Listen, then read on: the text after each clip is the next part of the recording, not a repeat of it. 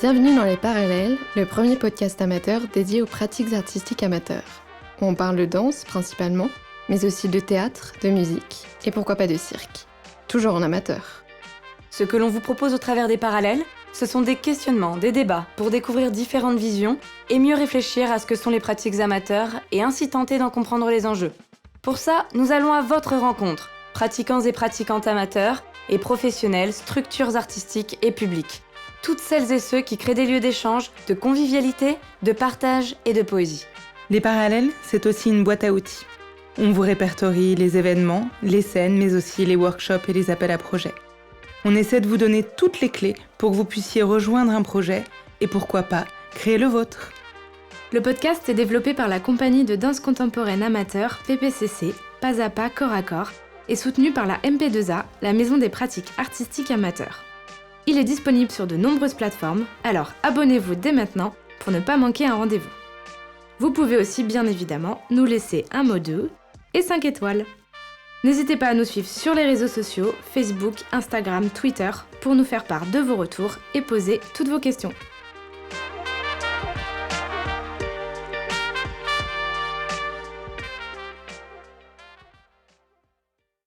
Le mot amateur est un peu restrictif parce que finalement, ce qui est important, c'est la pratique artistique. Il y a plein d'amateurs, d'amatrices, dans tous les domaines d'ailleurs, qui sont des experts. Bonjour à toutes et tous. Bienvenue dans ce nouvel épisode des Parallèles consacré à la MP2A ou MPAA, la Maison des pratiques artistiques amateurs. Aujourd'hui, on vous emmène dans les coulisses de cette structure culturelle un peu inédite, puisque comme son nom l'indique, dédiée aux pratiques amateurs. Avec 5 sites à Paris, elle est devenue la référence pour les amateurs. Et ça n'a plus de secret pour vous, les amateurs, c'est notre tasse de thé. Alors installez-vous confortablement et on vous retrouve en fin d'épisode. Bonne écoute! Bonjour à tous les trois, merci d'avoir accepté notre invitation. Nous sommes ravis de vous avoir pour cet épisode consacré à la MP2A. Donc nous avons avec nous Sonia Leplat, directrice de la Maison des pratiques artistiques amateurs depuis 2017, Romain Colson, directeur du développement des pratiques, et Alice Courchet, responsable du centre de ressources. Puisque nous proposons à nos auditeurs, auditrices, une découverte du fonctionnement de cette maison, est-ce que vous pourriez, Sonia, nous raconter l'histoire, la genèse, comment la MP2A est née, quelles sont ses missions? Je vous laisse la parole. Merci beaucoup et merci pour votre invitation. Alors effectivement, la Maison des pratiques artistiques amateurs est née il y a maintenant 12 ans, en 2008 officiellement, mais elle est née un peu avant finalement, elle est pré-née en 2006, à partir de 2006, sur la base d'un constat, le constat d'un manque de salles de répétition pour le spectacle vivant en dehors des pratiques professionnelles. Donc, c'est une enquête qui a été lancée par la ville de Paris, d'ailleurs Romain avait participé à l'époque à cette enquête, et donc pas mal d'enquêteurs se sont mis au téléphone et lors de rendez-vous en quête de précision pour permettre aux amateurs et aux amatrices de créer, de répéter, d'être acteurs de leur vie artistique et culturelle.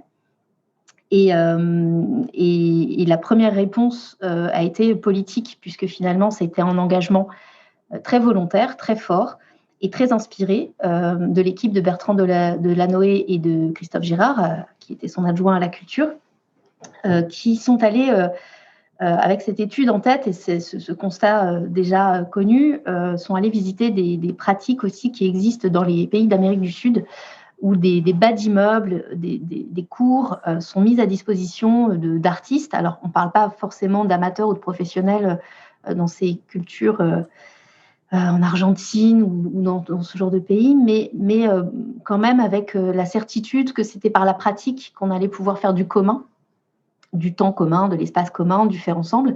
Et donc, ces voyages-là, ils en ont fait plusieurs, je crois, les ont beaucoup inspirés. Et la réponse a été la création de la MP2A. Alors, création en plusieurs temps, puisque la MP2A est née, donc je le disais, en 2008, mais finalement a finalisé sa première phase de venue au monde en 2017 avec l'ouverture de la MP2A Breguet. Et entre-temps, il y a eu tous les sites qui ont ouvert. Donc, 2008, le siège a été installé dans une salle de spectacle, paradoxalement, puisque c'était le premier lieu qui a été identifié comme disponible pour pouvoir accueillir les amateurs et les amatrices. Donc finalement, les accueils étaient beaucoup des accueils de spectacles et beaucoup de la musique à ce moment-là. Le directeur et fondateur de la MP2A était musicien et il venait aussi des conservatoires de la ville de Paris. Donc il y avait un lien très fort avec les conservatoires qui continue aujourd'hui, mais qui s'est beaucoup transformé, ce lien. Et donc, ensuite, se sont ouvertes successivement les autres salles. Donc, la MP2A Saint-Blaise en 2011, la MP2A Brousset dans le 14e, Porte Didot en 2013, la MP2A La Canopée qui est devenue le siège aussi en 2016 et Breguet en 2017. Voilà pour le petit historique des ouvertures. Mais ce qui veut dire que c'est un établissement encore très récent qui cherche un peu sa juste place parce qu'il est très atypique. Il est entièrement dédié aux amateurs et aux amatrices, mais on y trouve des professionnels. Il est entièrement dédié à l'accueil de projets autonomes, mais on propose aussi des projets de programmation pour créer de l'impulsion et créer des opportunités de pratiquer. On est Paris intramuros, mais on accueille des gens de toute l'Île-de-France, voire de toute la France. Donc, on est très atypique à plein d'endroits et ça veut dire qu'à la fois, on répond concrètement à des enjeux, à des manques, à des questions. Je pense qu'on permet un service public qui est rarement présent sur d'autres territoires, mais on cherche quand même encore notre ADN et c'est du coup très intéressant de pouvoir avoir des retours d'expérience de tous les amateurs et les amatrices qui pratiquent dans nos salles. Merci. Je laisse maintenant la parole à Aline et Romain concernant les pratiques qu'on peut trouver à la MP2A. Romain, vous êtes en charge du développement des pratiques. Est-ce que vous pouvez nous dire quelles pratiques on peut croiser lorsqu'on vient à la MP2A et quel type de pratiquants on peut y rencontrer? Alors, la MP2A accueille dans ses salles de répétition essentiellement des activités liées à la danse, à la musique, au théâtre. Pour parler un petit peu des proportions, on accueille à peu près 500 groupes par an, 500 projets par an. En fonction des années, c'est à peu près ça. Ça fait à peu près 14 000 heures de répétition. Et parmi les groupes qu'on trouve, c'est plutôt 2 tiers théâtre, 1 tiers danse et 1 tiers musique. On a 19 salles de répétition en tout dans les 4 MP2A. Et donc voilà à peu près comment ça se répartit.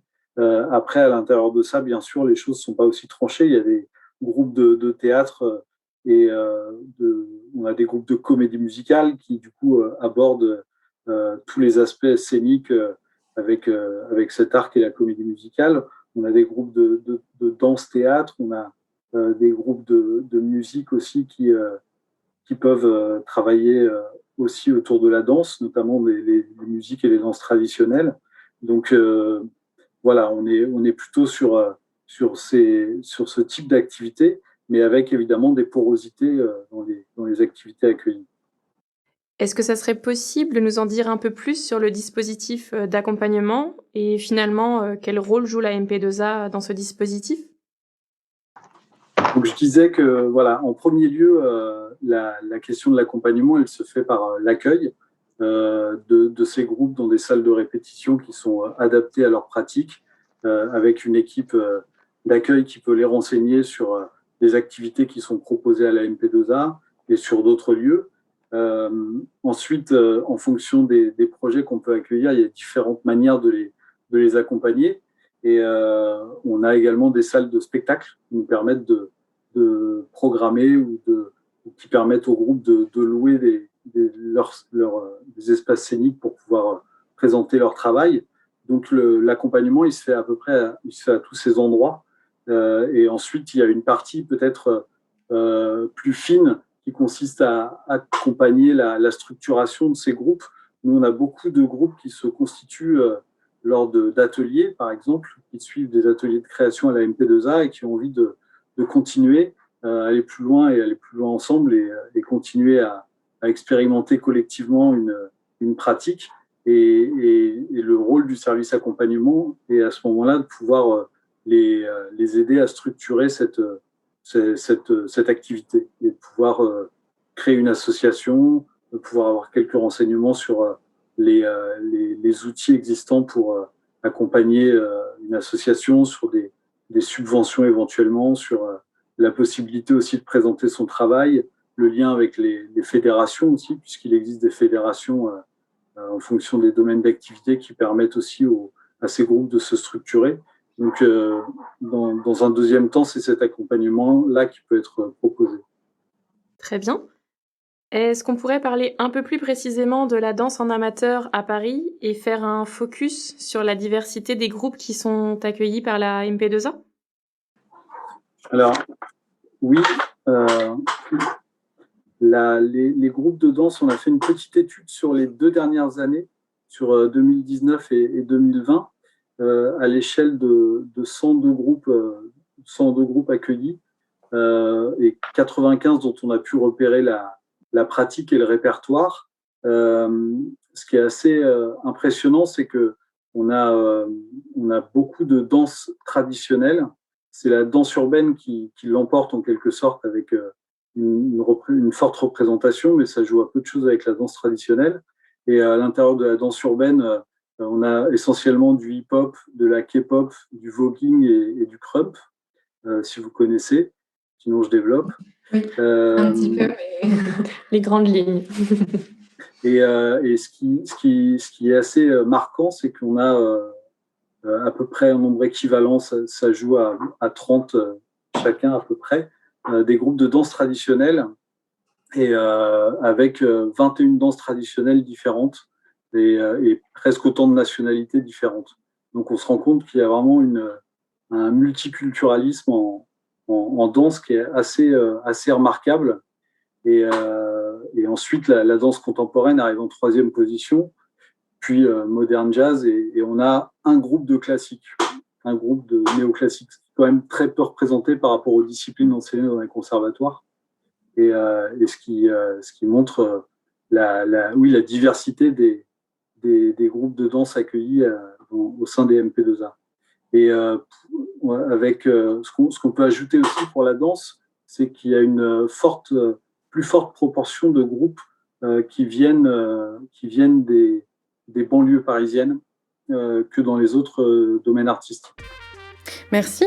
Alors sur votre site, on peut voir que vous développez un centre de ressources nommé Azimut. Je me tourne maintenant vers Alice. Il s'agit donc d'un centre de ressources en ligne. Est-ce que vous pouvez nous en dire un peu plus ? Oui, avec plaisir. Effectivement, c'est un centre de ressources en ligne qui s'appelle Azimut et qui est plus précisément un portail. Et c'est vrai que pour nous, cette distinction était importante puisque la notion de portail est plus large et plus vaste qu'un simple centre de ressources et surtout offre une dynamique et quelque chose de plus interactif, puisque je vais vous présenter un petit peu tout ce qu'on va trouver sur Azimut. Il y a également une partie où c'est vous, public, vous, amateurs, vous, professionnels, tous ceux qui le souhaitent, qui pourront y contribuer.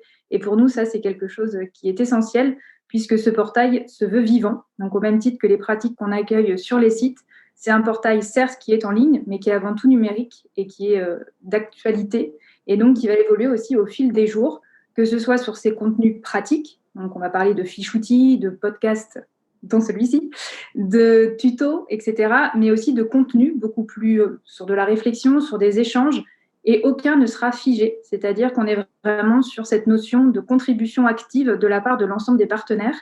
Et Azimut donc, est dédié aux pratiques artistiques, plus spécifiquement des pratiques dédiées aux amateurs et amatrices, mais par contre, il est ouvert et offre des propositions à tout type de public, puisqu'il a destination d'amateurs, amatrices, néophytes, certains qui seront déjà dans des groupes, d'autres qui voudraient aller encore plus loin dans leur pratique, et à eux en tant qu'individus. Donc, pour une personne qui souhaite trouver un lieu pour suivre un cours ou intégrer un groupe amateur, pour des groupes déjà constitués, donc les fameux groupes autonomes que l'on accueille sur nos sites et qui voudraient aller plus loin dans leur pratique ou s'enrichir et découvrir des appels à projets ou à participation qu'ils ne connaissaient pas encore, mais également à toutes les structures, associations, institutions qui sont au service des amateurs, puisque notre enjeu est également de mettre à disposition de toutes les personnes qui viendront sur le portail Azimut tout ce qui existe autour des pratiques artistiques, et plus particulièrement pour les amateurs. Et c'est là aussi de jouer ce rôle de plateforme et d'être dans ce dynamisme qui va être justement de proposer et de mettre en valeur les dernières nouveautés, ou alors les projets qui existent depuis très longtemps et qui parfois sont tellement identifiés comme tels que finalement personne d'autre n'y postule, parce que c'est toujours les mêmes personnes qui le connaissent et qui y ont accès. Et nous, notre enjeu, ça va être justement de les sortir un petit peu de leur propre mur. Et c'est là tout l'intérêt d'être un portail en ligne. Et ce portail, son intérêt, c'est donc qu'il offre un aspect un peu plus interactif que d'autres portails qui sont dédiés aux ressources, et également qu'il se veut en tant que plateforme, puisque l'idée, c'est pas de recréer ce qui existe déjà, mais bien entendu de les mettre en relation, de faire des passerelles avec d'autres portails qui pourraient exister, mais également des structures qui ont des centres de ressources intégrés et qui ne sont pas forcément en ligne, mais par contre qui ont fait des publications où il y a des conférences, des rencontres. Et c'est vraiment l'occasion sur le portail Azimut de pouvoir en parler, de pouvoir les partager et surtout d'en faire un espace aussi d'échange avec nos publics, donc les amateurs, les structures partenaires et autres structures qui sont intéressées par la pratique amatrice, mais également tous les territoires, puisque l'ambition d'Azimut et le fait d'être en ligne, c'est cela que ça permet également, c'est de s'ouvrir beaucoup plus largement et du coup de pouvoir faire résonner ce qui se passe ici à Paris avec ce qui va se passer dans le Grand Est ou au Québec, qui ont une pratique totalement différente de la pratique en amateur, que ce soit sur de l'offre de loisirs ou de l'offre artistique pure. Et c'est ça qui nous intéresse et qui rend ce portail d'autant plus intéressant pour nous et on espère pour toutes les personnes qui vont venir le visiter. Bon, en tout cas, on a hâte de le découvrir. Et justement, est-ce qu'il y a une date de sortie? C'est toujours la question piège, parce que j'aurais bien aimé vous répondre que c'était il y a un an. Non, blague à part, c'est vrai qu'on a eu un gros chantier à mener, et notamment pour qu'il soit efficient, ce portail, c'est d'avoir une base de données construite et qui puisse nous permettre de mettre à disposition du public et des personnes qui viendront chercher des informations un carnet d'adresses qui aura un joli petit nom que nous vous dévoilerons avec la sortie du portail et qui aura pour but d'identifier des structures, des organismes, donc que ce soit des lieux de répétition, des lieux de diffusion, des lieux ou espaces d'enseignement, que ce soit pour par exemple de l'enseignement plus traditionnel tel que les conservatoires, mais aussi des espaces dédiés à l'enseignement moins traditionnel, soit des ateliers, des masterclass ou autres. Et pour nous, l'intérêt, c'était également d'avoir une base qui soit construite de manière régulière et efficace. Et il y a eu un gros travail à fournir sur cet aspect-là, puisque c'est une création totale d'un portail qui n'existait pas, et de fait, de tout ce qui va derrière, c'est-à-dire la création d'une base de données en tant que telle. On a eu donc tout un gros travail de recensement, référencement qui est en cours de finalisation. Donc, on en voit le bout. On espère bien évidemment que là, d'ici la fin de cette saison, on pourra mettre tout en ligne. Mais on est vraiment, en tout cas, sur la dernière phase. Et effectivement, il y a toute cette partie qui est vraiment liée à la partie structuration des données. Mais il y a également tous les contenus sur lesquels on travaille activement également, puisque sur Azimut, nous trouverons également des fiches outils qui seront vraiment, comme l'évoquait Romain tout à l'heure, des choses très spécifiques à l'accompagnement des amateurs. Effectivement, sur le côté juridique, donc par exemple, comment on mène un projet, qu'est-ce qu'on doit faire avec nos droits d'auteur, par exemple, ou alors d'un point de vue plus administratif, je veux créer mon association, on a un groupe de copains, on cherche à se structurer pour pouvoir répondre à un appel à projet, comment ça se passe, etc., etc. Et donc tout ça sera disponible simplement et gratuitement sur un clic sur Azimut. Et évidemment également, on souhaite mettre en avant toutes les appels à projets, appels à participation qui ne sont pas forcément connus des amateurs et qui vont permettre justement de valoriser les projets des amateurs, donc ceux qu'on accueille à la MP2A bien entendu, mais beaucoup plus largement tous les projets qui le souhaitent, puisque le centre de ressources Portail Azimut permettra un autoréférencement des groupes amateurs et notamment la possibilité aussi de s'inscrire dans un agenda des scènes amatrices, donc de pouvoir montrer les projets que l'on mène et d'en faire profiter le plus grand nombre, que ce soit le grand public, mais également de savoir qu'à la même période, il y a peut-être un autre groupe amateur qui travaille sur un projet similaire. Et là, ce sera le lien avec la MP2A et le service d'accompagnement. C'est pour nous aussi d'identifier un petit peu les grands axes qui sont portés par les amateurs à cette période. Et on trouve intéressant de pouvoir les mettre en relation et de les valoriser, notamment au travers de portraits de groupes amateurs ou au travers de portraits d'initiatives, de festivals qui vont accueillir des amateurs, par exemple, etc., etc. Merci pour cette présentation d'Azimut. Pour clore notre entretien, la MP2A se mobilise actuellement pour une reconnaissance des pratiques artistiques amateurs. Alors on est encore en pleine crise sanitaire. Il y a notamment une pétition qui a été lancée avec différents hashtags, pratiques en amateur, l'art nous manque, ouvrir les lieux d'art. Comment est-ce qu'on peut trouver cette pétition? Quels sont les autres signataires qui s'y sont joints? Et quels autres types d'actions ont été mises en place dans le cadre de cette mobilisation? Alors effectivement, oui, depuis quelques semaines, on s'agite un peu du côté des fédérations, des lieux, des structures, des institutions dédiées en premier lieu aux amateurs et aux amatrices, parce que ce sont les grands et les grandes oubliées des décrets et du dialogue avec le gouvernement dans tous les volets de cette crise sanitaire, en fait, dès le démarrage, avec la fermeture, on l'a tous et toutes subi la première fois avec la même sidération en mars 2020. Mais depuis, il y a évidemment eu des stop and go, comme on dit, et des décrets, des revirements, des reprises et puis des reconfinements. Et en fait, dans toutes ces étapes, à chacune de ces étapes, il n'a jamais été fait mention des pratiques artistiques des adultes en dehors des sphères professionnelles. Donc, il y a la question des conservatoires qui est un petit peu détaillée, et encore, c'est pas non plus la fête. La question de tout ce qui se passe sur le temps scolaire pour les enfants, et la question des professionnels qui, en ce moment, sont autorisés à répéter. Mais bon, qui ne répètent plus parce que de toute façon, ils ne savent pas quand ils vont jouer. Donc, au bout d'un moment, c'est un petit peu aussi pénible. Donc, au-delà des revendications du secteur artistique et culturel dans son ensemble, qui lutte à la fois pour l'accès à la culture et le droit à la culture, il y a aussi une dimension économique et salariale très prégnante dans ces revendications-là, qui sont tout à fait légitimes. Et parallèlement, on s'est dit que c'était totalement injuste de ne pas permettre l'expression des amateurs et des amatrices qui, comme je disais tout à l'heure, consacrent finalement leur vie ou leur choix de vie, leur mode de vie à leur pratique au pluriel, avec des intensités différentes éventuellement selon les moments de la vie, mais pour qui c'est vital en fait. On parle beaucoup de la santé mentale en ce moment. Avoir une pratique artistique, comme pour celles et ceux qui pratiquent du sport assidûment ou qui sont, je sais pas, passionnés de voyage ou passionnés de tout un tas de choses qui ouvrent la curiosité, alimentent l'âme et permettent du lien social, du lien humain. Toutes ces pratiques-là ne sont absolument pas prises en compte, en tout cas à notre sens, pas à leur juste valeur et à leur juste importance. Et les lieux qui permettent ces pratiques artistiques, dont la MP2A, se sont dit, en fait, nous, on est des professionnels de nos lieux. C'est-à-dire, on sait ouvrir le lieu en toute sécurité, on sait appliquer et faire appliquer un protocole sanitaire, on sait alerter s'il y a besoin, bref, on sait faire de la même manière qu'un théâtre lambda. Et du coup, l'idée de cette pétition, c'est de dire, exprimons-nous, disons-le. Enfin, c'est bien beau de subir, mais il faut aussi un peu dire ce qui ne va pas. Et en fait, il y a trois temps. Il y a vraiment l'urgence du moment, parce que la santé mentale, c'est un sujet qui va devenir numéro un là, qui est déjà numéro un pour plein de gens, mais dont on va parler de plus en plus. Il y a le sujet, du coup, en lien avec ça, on fait quoi cet été? Puisque si on reprend en mai, juin ou juillet, on va nous demander des spectacles dans l'espace public, mais pourquoi les amateurs, la fête de la musique? Enfin, voilà, on va revenir sur des choses très clés en main, comme si on avait pu travailler, alors qu'en fait, ça fait 1 an que les amateurs et les amatrices ne répètent pas.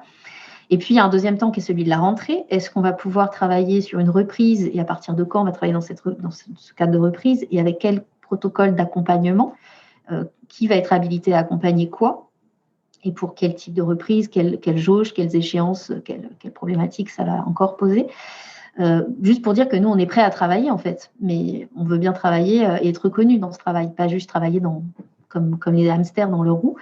Et puis, le troisième enjeu, c'est la prise en compte des pratiques artistiques en général dans les politiques culturelles, qui est toujours un peu la 5e, 10e, 1000e roue du carrosse. Et ça, c'est pas possible, parce qu'en fait, la pratique artistique, ça concerne 16 millions de personnes en France.